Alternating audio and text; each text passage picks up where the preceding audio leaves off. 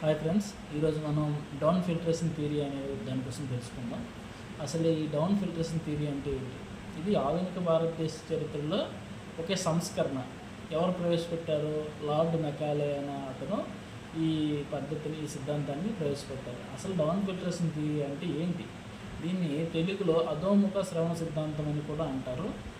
అసలు ఈ down filtration theory అనేది లార్డ్ మెకాలే అధ్యక్షతన మెకాలే మీట్స్ కమిషన్ అనేది ఒకటి ఏర్పడింది 1934-35 ఆ సంవత్సరంలో.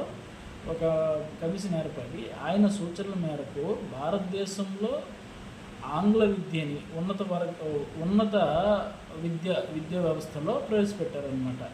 ఈ ఉన్నత విద్యా వ్యవస్థలో ప్రవేశపెట్టినప్పుడు అది కొద్దిమందికి మాత్రమే, అంటే భారతదేశంలో ఉన్న ఉన్నత వర్గాలు కొద్దిమందికి, మధ్య తరగతుల్లో ఉన్న వాళ్ళకి అతి తక్కువ మందికి ఈ ఆంగ్లంలో ఉన్నత విద్యని ప్రొవైడ్ చేయడం జరిగింది.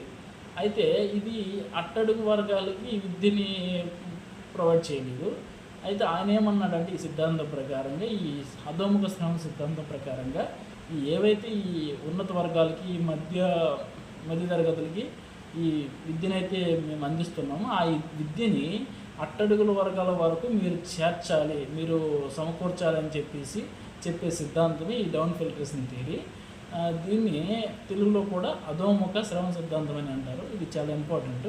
Thank you.